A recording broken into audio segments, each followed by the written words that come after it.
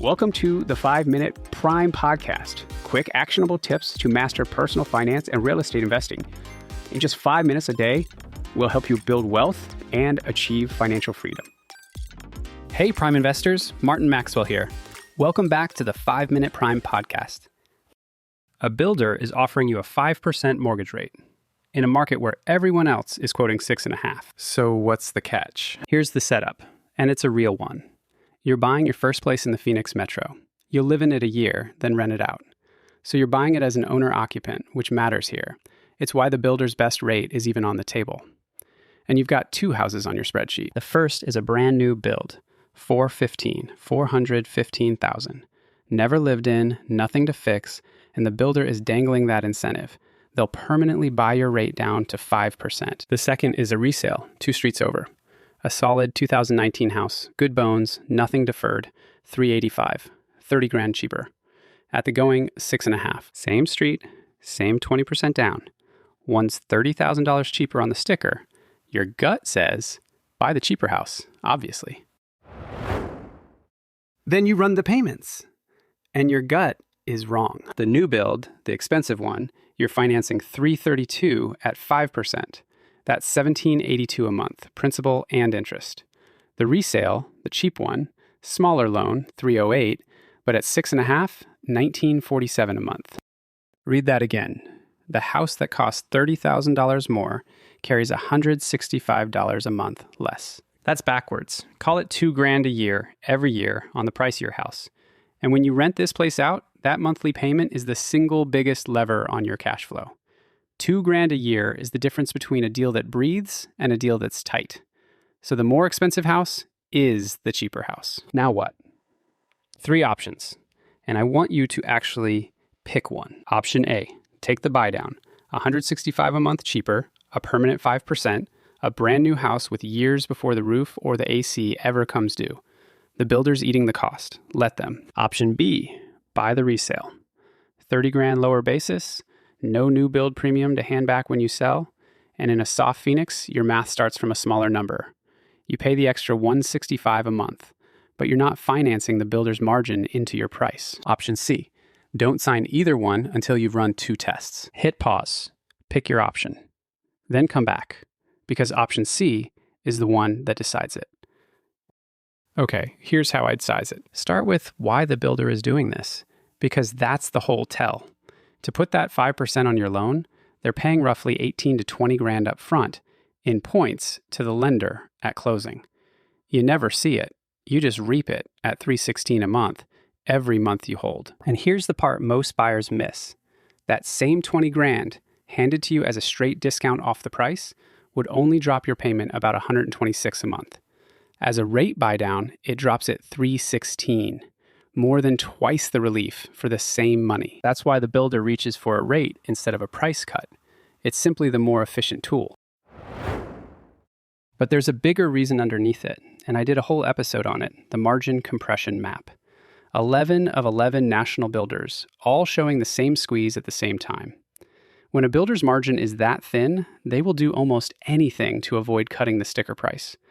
Because a rate buy down is invisible, and a price cut is not. A price cut is public. It resets the recorded comps for the whole subdivision, and the next appraiser prices every neighbor lower.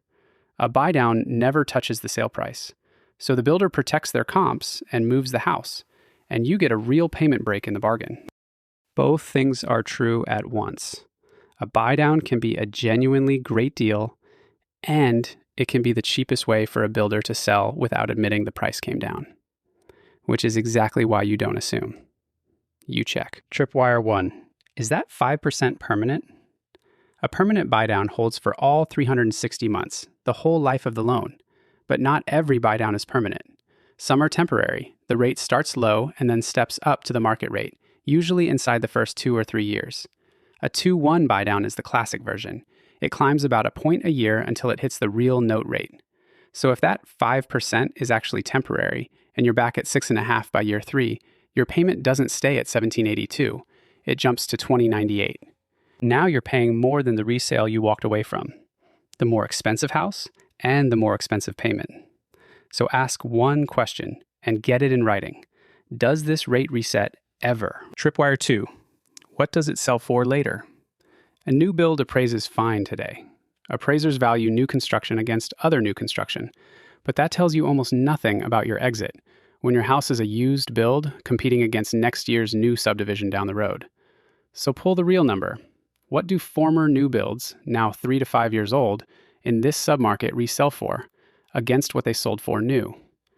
In a metro where home values are already down about 2% this year, 1.7 to be exact, you can't lean on appreciation to erase a premium. If that resale gap is real, part of your 415 is margin you hand right back on the way out. One more, quickly, because I don't want you walking away with the wrong number in your head. That 165 is a principal and interest edge. It is not your cash flow. A brand new subdivision and an established street can differ on property tax, on HOA, on insurance by more than $165 a month. A new build in Arizona gets assessed at that fresh sale price, and a lot of new subdivisions carry an HOA the older street doesn't. So underwrite the whole picture. Underwrite the NOI, net operating income. Every expense folded in, not just the payment. And look, if you already bought a new build with a buydown, don't hear any of this as you got played. You probably didn't. A permanent buydown on a house that holds its value is one of the best deals in this market. This is about knowing your real number, the permanent one, the exit one, before you sign the next one. So here's the verdict. If the buydown is permanent and the exit comps hold, take it. Option A. And it's better than it looks. That extra $6,000 of down payment is buying you about $2,000 a year, a 30+% return on that incremental cash if the basis holds, plus a new roof you're not replacing. But if the rate resets or that premium is real, the resale is the safer basis. A lower entry you can defend in 5 years beats a lower payment you can't. Your challenge this week. If a builder is waving a rate at you, ask the 2 questions before anything else. Does the rate reset ever in writing? And what do the used versions of this house sell for down the street? Underwrite the rate that lasts 360 months, not the one that lasts 24. The full write-up, all 3 options side by side, is linked right there in the show notes. The builder buydown is one of the best tools in a soft market for the investor who reads the fine print. Run the tests, then let the numbers pick. I'm Martin Maxwell. This has been the 5-Minute Prime Podcast. I'll see you next episode.